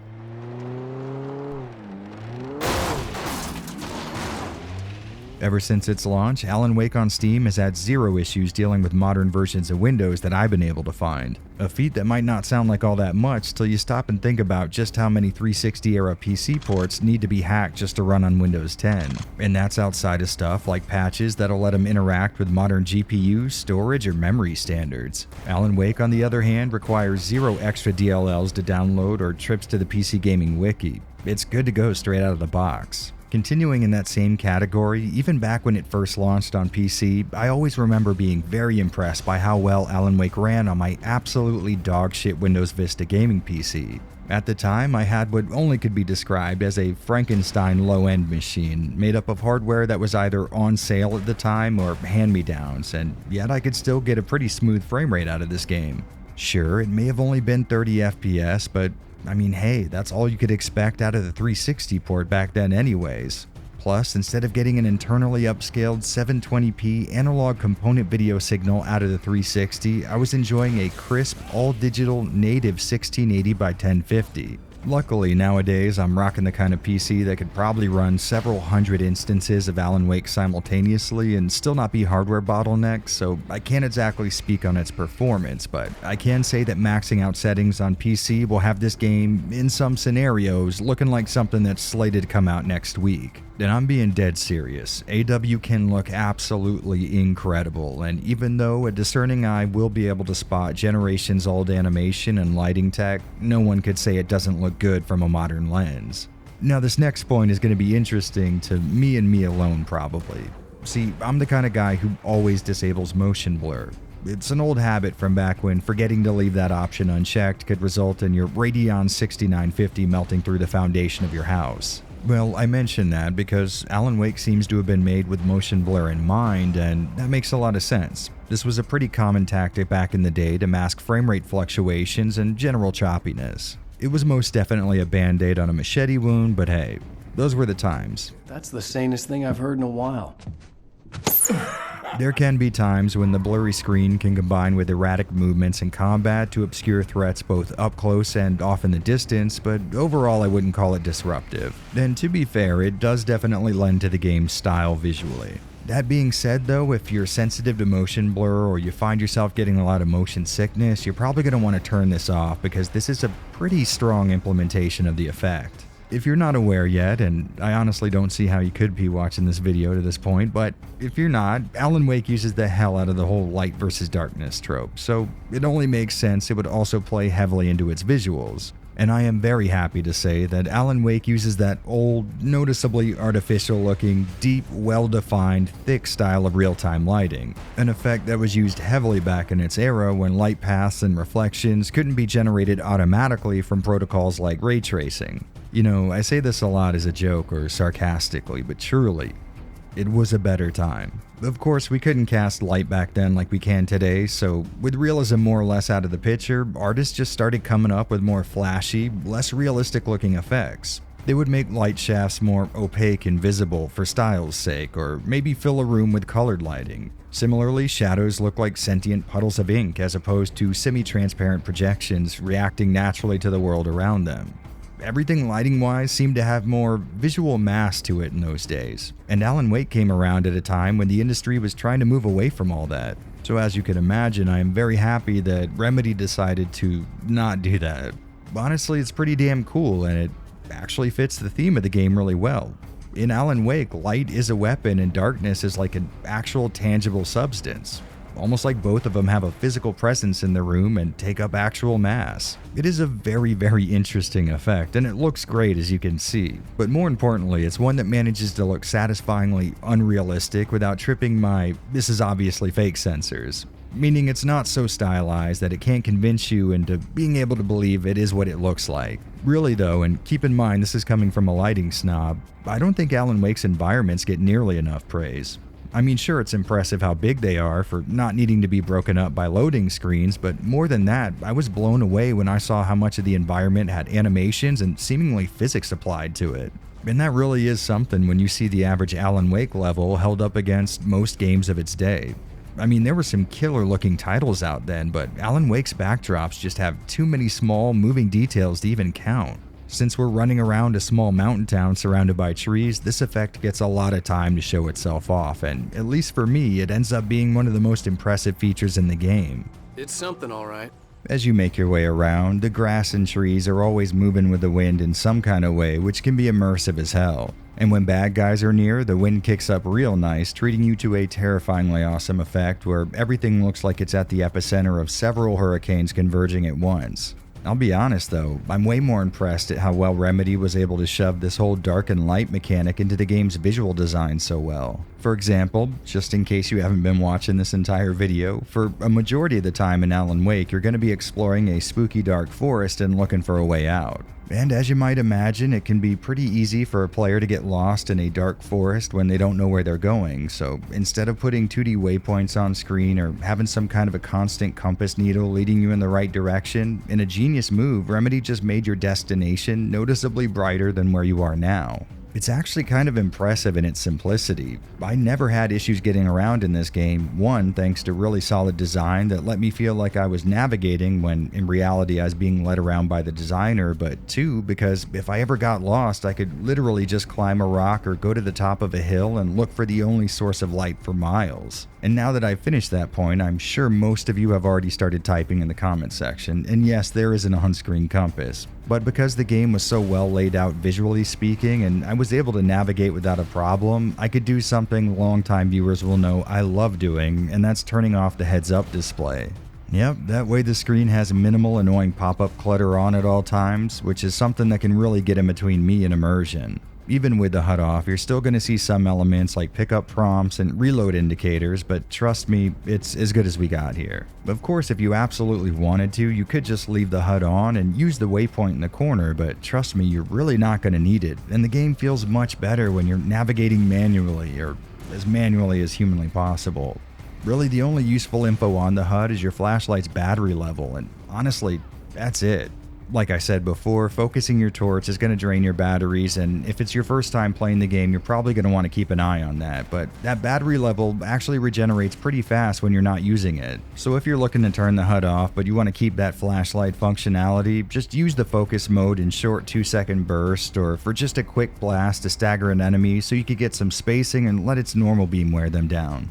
I know that sounds like a dumb idea, playing the game differently so that you can accommodate for yourself handicapping the experience, but honestly I find that that's where I normally gravitate to anyways, HUD or not. And once you make that small insignificant change that you might have already been doing anyways, for a game that works so well without one, it almost feels like they should have made the HUD-less, more immersive mode the default option.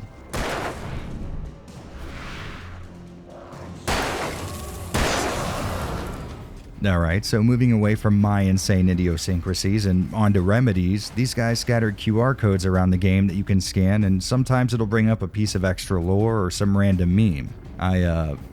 I'm not really sure how I feel about that. I mean, on one hand, no one's really ever done that before to my knowledge, but on the other, maybe there's a reason for that. Realistically though, it's a very, very, very, very insignificant portion of the game, and you never once actually have to engage with it, so I don't know, it's alright by me. And if you have eyes and you're looking at the screen right now, you probably don't need me to say this out loud, but Alan Wake is an incredibly good-looking game, especially when you factor in how old it is. I really did mean it when I said that this game, in some scenarios, could very well pass itself off as a brand new title. In those other areas, though, it can really start to show its age. I'm sure you guys have noticed the faces so far, and do you get the feeling that they're haunted or looking into your soul? Well, you're not alone. They're really waxy looking and they don't animate very well, so they end up giving off this android trying to replace a human kind of vibe. It's easily one of my biggest complaints with the game's presentation, and honestly, it's not all that big of a deal. I mean, sure, they look awful, but they're not the worst I've ever seen before, and you can certainly still appreciate the game's visual presentation. Cheer up, handsome. We're here. Alright, so continuing with the list, sometimes animations will just kind of cancel themselves. There'll be a gun or maybe an item on a table, and the press E to pick up text will be on screen, so I press it and Alan will start walking towards the item, and sometimes he'll even reach for it, but then, for whatever reason, he just stops. Most of the time, there's really nothing that I can see in the way, and I don't get the item in the end. Alan just decides, I'm gonna need a second attempt on this one. And lastly, I had problems getting any footage in the opening scene on the ferry because the camera was stuttering trying to keep up with the boat. Something I never had an issue with before on the 360 and still can't reproduce in the remaster. Thanks to this and another issue I'll talk about later, I had a hunch that Alan Wake doesn't really like running faster than 60 frames per second. So I went ahead and tested it out, and yep, forcing 60 FPS in Nvidia's utility seems to have really solved the issue. Which sucks, because seeing old Xbox 360 games running over 60 frames per second is one of the better parts about building a gaming PC. But if you do want to play it over 60 FPS, which you probably should, this was the one and only area I really noticed an issue with. And if you can believe it, that's it. That's the entirety of my complaints. Alan Wake is a game that most definitely lives up to the pedigree you'd expect given its developers. It's impressive visually to this very day, and besides the poorly encoded 30 FPS pre-rendered cutscenes and mangled faces on some characters, it manages to stay in competition with heavy hitters released 10 years after it. I was also really happy to see how well this game's setting came out. Remedy's always had a knack for including really cool-looking, believably contemporary yet slightly experimentally decorated interior rooms in their games, and Alan Wake is no different. Every single room you enter is going to feel like a place you'd actually want to be in. They decorate appropriately, and they have a sort of lived-in kind of feel to them. The section where Alan and his wife are stuck in their high-rise New York apartment because of a bad storm had me wishing they would have just included an option to make a drink and sit on the couch while the snow fell outside. I mean, it's nice, it's comfortable, I'm struggling for the word, it's on the tip of my tongue. I know there's a description for something that's this. It's... Cozy? Is cozy the word you're looking for? Yes, strange Canadian man, that is the word I was looking for. It's a nice little spot, and it just makes me wish that New York was a real place in the real world and not something we use to scare children. Anyways, the point is, Alan Wake looks really good. It was made by a developer well known for having a solid grasp on cutting-edge graphics, so it stands to reason this would be a really attractive package. Sure, there are some elements that dated a bit, but for the most part, if you are playing Alan Wake, you can be sure a majority of the time you'll be looking at something that will give modern ray-traced GPU melters a run for their money. A few years ago, as if they could somehow sense I didn't want this video turning into a multi-hour deep dive, someone got it into their heads that Alan Wake needed a remaster and Remedy was not exactly against the idea. So in October 2021, that's exactly what we got. Instead of it being an in-house project, it was a company called D3T that did all the work, with Remedy just managing the process. Alan Wake Remastered uses the PC port of the original as a base, and the aim was to bring this classic property into the 4K gaming world for everybody that I guess didn't own a PC. These guys massively overhauled lighting, shadows, texture resolution, animations, physics, and, well, there was at least an effort to fix the faces. Since this is just a remaster, you're going to find the same voice acting, music, gameplay, and other general content, just wrapped in a prettier picture. The camera is at less of an extreme angle now, so running around doesn't give me as bad of anxiety, and I can't exactly prove this next one, but I'm pretty sure they messed around with Alan's maneuverability. When rapidly changing directions, he responds just a little snappier, and it seems harder to get caught up in the environment. Other than that, though, gameplay has been largely left alone. Remedy expressed pretty early on that the priority was only in updating Alan Wake's look because they were fully satisfied in how it played, which is a level of confidence you really don't see too often in this industry. Well, that being the case, you can expect a remastered playthrough to go just about the same as it would in the original, which means the visuals better be pretty damn good if they're the only thing bringing anyone to the table. And when I sat down to answer that question, I found it to require a little more nuance than a yes or no answer would allow. See, at first, I was convinced there was really nothing that had been changed here. I'd even recently put a video together where I talked shit about how I couldn't notice any real difference between vanilla and remaster outside of the faces. And if you find yourself nodding in agreement, obviously you're wrong, but I could see why you would feel that way. I mean, Alan Wake came out a full 13 years ago, and back then, just like today, it was an absolutely gorgeous game, which I think might be one of the biggest factors working against the remaster team. This game being a literal teenager and it blowing us away with its presentation back when it launched makes for one hell of an admittedly hard pair of nostalgia goggles to remove. I'm sure that when you think about it in your head, and you're not really trying to be specific, just trying to come up with the broad strokes, you're probably thinking Alan Wake already looks like this, but needless to say, it really doesn't. After going back and taking a look, this remaster actually improves on just about everything in a pretty significant way, but because of Alan Wake's special circumstances, it's the kind of way that would probably require a back-to-back look at the original and the remaster to really be aware of. Been lucky, you guys, you have me to help you out on that front. It all felt real, but it matched a textbook case of insanity. When the taken are near, the sort of screen-smearing windstorm effect that they cause looks smoother and more convincing here on the remaster, and like I said before, there definitely was an effort to fix the faces. In my opinion, whether or not that attempt was successful varies from character to character, but I will say it's nice seeing Alan Wake's voice actor becoming his face actor as well. There's gotta be a better way to say that. Remedy announced ray tracing was not something they were interested in pursuing for this remaster early on in its development, and that being the case, you may have some lowered expectations, but fittingly, this team definitely spent a majority of their time really improving the game's lighting system. From naturally smooth-looking light rays to more diffuse shadows, AWR makes for one hell of a step up over the original.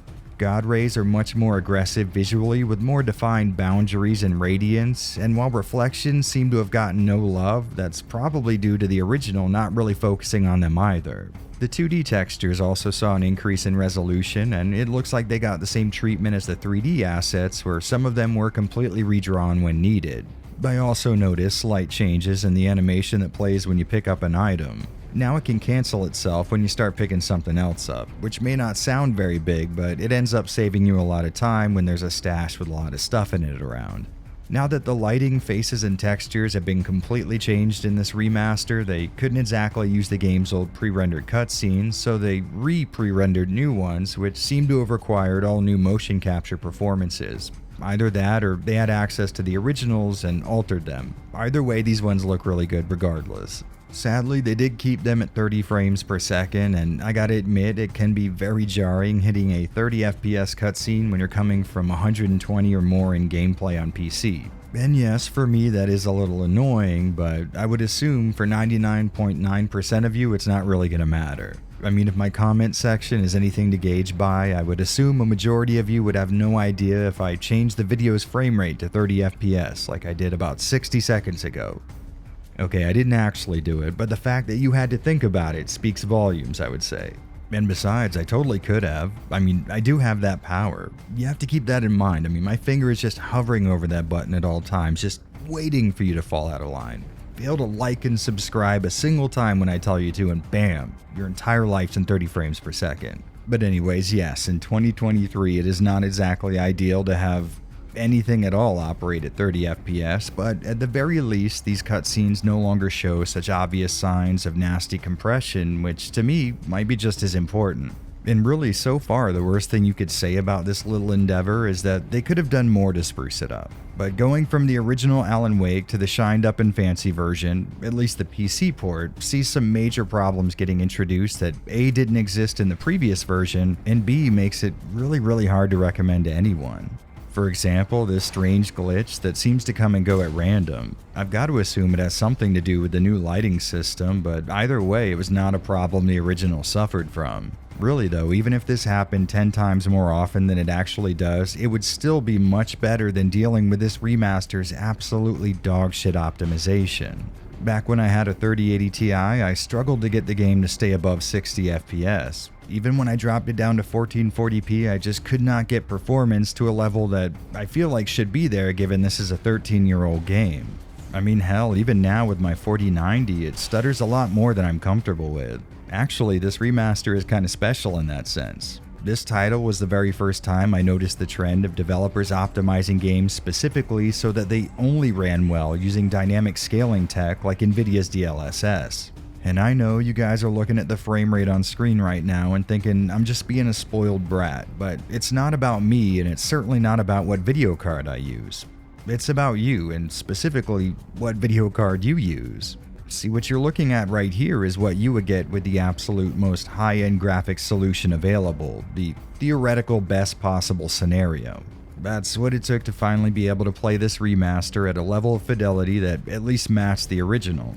If you've got anything below a 4090, you might run into issues just keeping the game running above 60, unless you sacrifice features on a decade-old game. And of course, there is a way that I could squeeze extra performance out of this by using DLSS, but I found that often oversoftens the picture and introduces really annoying visual artifacts like it did in the Dead Space remake. And listen, bad performance is enough on its own, but just getting this thing to stay open can be a damn fist fight. I had the Alan Wake remaster crash on me a few times while recording footage for this video, and even once live during a stream when it launched. I also ran into this weird issue where the screen would turn black for no real discernible reason at all. I could still hear the sound effects, the game was still running, I just wasn't able to see what it was doing.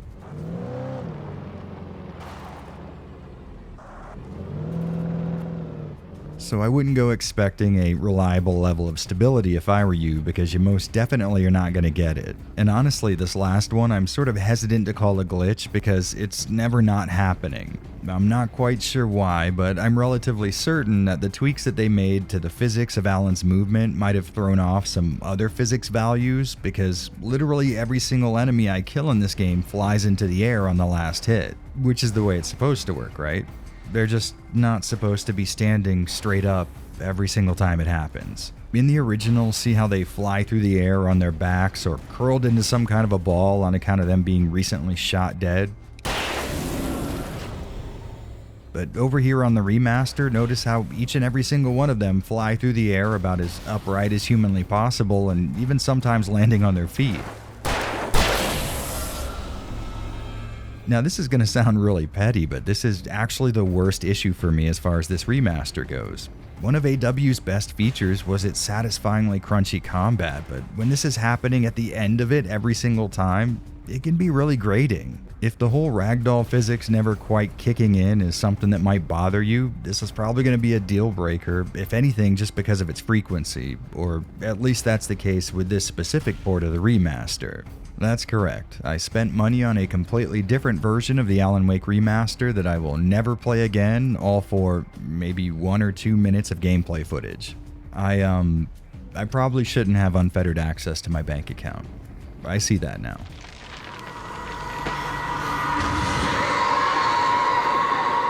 The PS5 release of the Alan Wake Remaster is kind of incredible in one very specific way, but in every other way it's kind of boring. I mean, it only hits 1440p internally, which I guess is worth mentioning, but there are other games that do that. And of course, a 60 FPS frame rate is always appreciated, but I would imagine both you and I remember a time when it was sort of expected. Now the whole interesting part comes in when a PC guy like myself says that this is a much better option than the PC port. What the hell was that about, Al? To start off, like I said before, this game runs at a lower resolution than you'll find on the Steam port, but I can tell you from personal experience, on a good TV, at the distance you're supposed to be sitting, you really can't tell the difference without seeing them side by side. Genuinely, it's not so much of a visual downgrade that I would call it anywhere near significant. I mean, someone like me will notice it, but you don't want to be like me. To be totally honest with you, I'm still struggling with the idea of whether or not I do. But getting back to the subject at hand, I was actually kind of thrown for a loop when I started the game because it's nowhere near as soft as I thought it would be. To me, there definitely is a noticeable reduction, but I mean, we're looking at a 1440p image and comparing it to native 4K. It's doing a lot better than I thought it would. In fact, the softness that is there sort of helps smooth out aliased edges, and in these scenarios, it can look better than the PC version using DLSS. Hell, it might also have a better frame rate depending on what PC you're rocking. Now, I'm not saying the game's going to keep you at a lock 60 or anything on PS5, but it is nowhere near what I would call choppy. I'm assuming the solid frame timing is to blame for this because even in scenes where the frame rate had dropped significantly, it didn't feel like it had gone down as much as the number said it did. I also found out that this version of the Alan Wake Remaster is the only console port that won't disable VSync when dropping frames to help performance pick back up. Which means when you're playing on PS5, you have the potential to see maybe a slower overall frame rate, but you also don't have to look at screen tearing, so weigh those options how you like. As far as I go, I'd say that's a trade-off worth taking 9 times out of 10.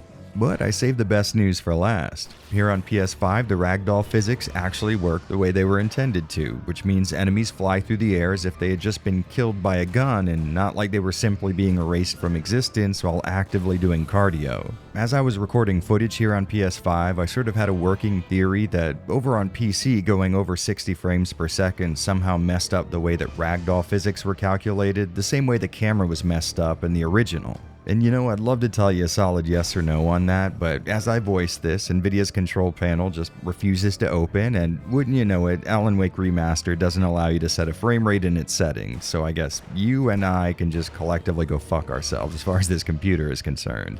We're not all out of options though, we can make a few educated guesses. Like I said before, we did find this exact same physics bug in the original release of Alan Wake, so it's not all too crazy to assume it would still be in the remaster, and it is something we used to see a lot in old PC games, so it may genuinely be our culprit. And the good news keeps on rolling in because I wasn't able to reproduce that weird lighting glitch over on PC that had the spider legs coming out of my screen. AWR also didn't lock up or crash over here on PS5, so if you're looking to play the Alan Wake Remaster, I can't stress enough how important it is you play on console and not on PC. And this is a trend that's proving itself to be pretty common nowadays, but to be honest, I think the very first time I can remember noticing it was here in the Alan Wake Remaster. Now, to be totally fair, over on PC you won't exactly be dealing with the worst port imaginable, but it's definitely the less fun, less polished version of the game, or at least out of the ports I'm willing to try. I mean, I could put the Switch port under the microscope, but I think one totally unnecessary purchase is enough for a single video. I mean, come on, how ridiculous are we gonna get? No! No! No! So the Switch version of Alan Wake is actually kind of interesting for reasons both bad and good. The biggest right off the bat being that it wasn't a cloud version of the game like Remedy would offer for later releases like Control, which I would assume is due to AW still being on the same old 360 era game engine. Those cloud ports of games where it's actually being played remotely and streamed back to your Switch as a video were kind of popping for a while, but I don't think they're as common anymore. Well anyways, Alan Wake runs at 720p both when docked and in portable mode and aims for a frame rate target of 30 FPS, so right out of the gate we are stumbling pretty hard. Outside of the PC port running on a speak-in spell, this is the only version of Alan Wake Remastered that doesn't have a 60 FPS target, and as soon as you start moving Alan around, you might wish that wasn't the case. But getting back to the resolution, even when docked and set to 1080p, AWR will only ever render at an internal 720. Although obviously the Switch is going to do some upscaling so that image can be output as 1080p. And that being the case, I would suggest just playing this game on the console's built-in screen because the upscaled video from the Switch being docked is just too soft and blurry for my taste. On the Switch's own screen though, it looks worlds sharper and just much more detailed, which is oddly a mark in its favor and against it at the same time. But moving into the more positive side of things, they recently pushed out a patch for this game that dramatically improves its frame rate here on Switch. And I gotta say, that's the reason I broke down and actually paid for this port. See, 5 months ago, this game was an absolute mess. The frame rate was already pretty low, but during combat, you could see things drop into slideshow territory, along with a few graphical hiccups specific to this version. It was essentially the quintessential Switch port, a game that had no business running on the hardware but made to do so anyways. My understanding was, performance was practically non-existent and you needed to squint in order to make out roughly which blurry ball of fuzzy colors is your main character, so I figured there was no need in further dogpiling on something most people are already pretty sure is shit anyways. But then I heard that they had patched it a few months ago and the changes seemed to be pretty drastic. Performance is in another league compared to the launch version, and a few other issues have been ironed out as well. So I figured since I do tend to talk a lot of trash about the kind of people who would willingly play Switch ports, I might as well document when one succeeds as well, and this one definitely has seen massive improvements in performance. Now, I wasn't able to frame rate test that initial version for myself, but it's pretty well documented here on YouTube, and from what I've seen across multiple accounts, things are significantly better now. Of course, it's not a perfect fix or anything. During combat or particularly resource-intensive scenes, you're still going to be able to feel those drops kick in, and there was this persistent large frame time spike every once in a while, but compared to how things were, it's in a much better place now. I also noticed that the lower resolution, small screen size, and upscaling all combines together to make the pre-rendered cutscenes look way smoother than they do on PS5 or PC, which kinda hides how pre-rendered they are. Honestly, there are a few very valid reasons a person might want to play this version of the game despite how much of a handicap it's working with resource-wise. Really, the only negative thing I have to say is the fact that I couldn't get used to the controls for some reason. I was using the wrong button to pick up items and the wrong button to manipulate stuff like pull starts and cranks, and I really couldn't tell you why. Every time I came up to the item, my thumb just wanted to press the jump button. I don't know if that means anything to you, but it bothered the hell out of me.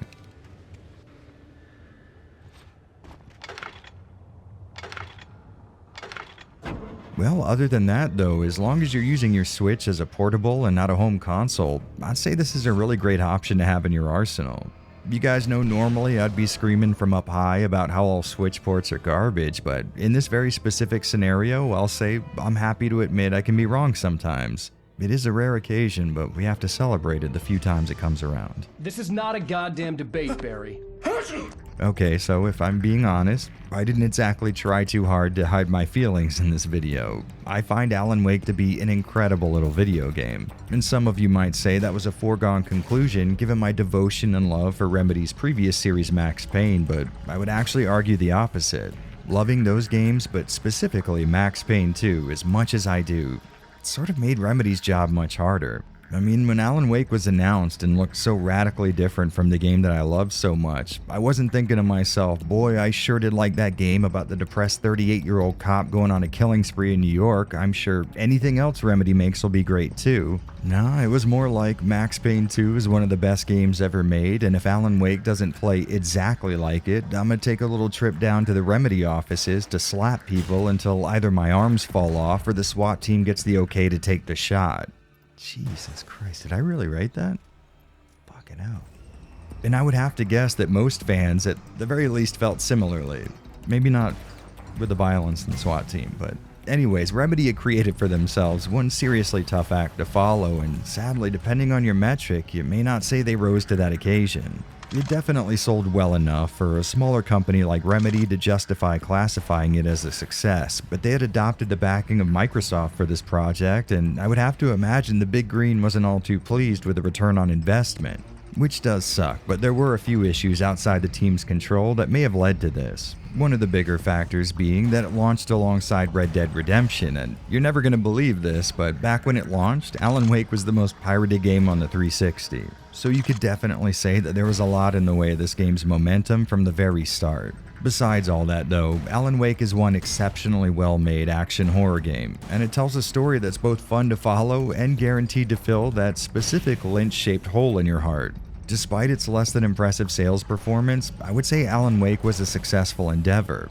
It was like a band-aid for Remedy. They knew they had built up way too much goodwill with their previous releases, and in this industry, goodwill can turn into ire when you don't deliver on expectations. They were perfectly aware that the next thing they did would get undue scrutiny no matter what, so they went full pedal to the metal and made something that they wanted to. They proved that their talent wasn't bound specifically to the realm of bullet time-based shooting mechanics, and that Sam Lake could write something other than mobster-adjacent love stories. It may not seem like it outwardly, but I think Alan Wake represents a pretty big victory for them. I mean, these guys did something that not everybody's able to do. Remedy successfully divorced themselves from the series that built their empire, and they did so while delivering a really good video game. It may not have made the kind of cash that its producers were expecting, but I've always felt it more than deserved my $60 on launch, or the 4 to 5 other times I've bought it over the years. So if for some wacky set of circumstances you find yourself having never played Alan Wake, please stop what you're doing and fix that issue. This is a great title that perfectly demonstrates the unique personality and, more importantly, commitment to outside-the-box thinking that Remedy is well known for. And that being the case, I'd call this one a blazing success. It's only Remedy's first game since their public breakup with a franchise responsible for their fame, and while it certainly could have done better financially, it shows that Remedy still has what it takes to churn out creatively original and functionally solid video games that aren't called Max Payne. They proved that they can apply that same outsider style of thinking that resulted in stuff like Bullet Time, but pointed in a direction that isn't necessarily small-scale slow-motion mob wars, making Alan Wake more than just a fun standalone video game from a well-known creator. This damn thing was a sign, one that read, "We're not out of this fight just yet." Remedy had clearly demonstrated that they had some good stuff waiting for us in the future, but the thing about the future is you never really know how it's going to work out. So stay tuned as we throw Remedy's second post-Max Payne project on the slab and find out exactly when these guys are going to finally take an L.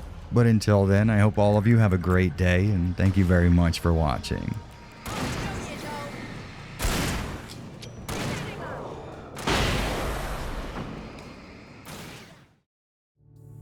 Hey guys, I appreciate you making it to the end of yet another one. I assume you're all about 2 years older than when you started this video, but hey, you can't make an omelet without producing a few overly long YouTube video essays, right? If this is your first time around here, these projects are all funded by the sweethearts nice enough to support me on Patreon and as YouTube members, so if you liked what you saw today, maybe think about joining their ranks. The support of people like you makes sure I can keep covering the topics I enjoy instead of having to constantly alter my work to work around the latest trends or drama, and I can assure you that's good news for both of us. Well, I very much appreciate your time today, and I'm not going to take up any more of it, so have a good one, and here's hoping I see you next time.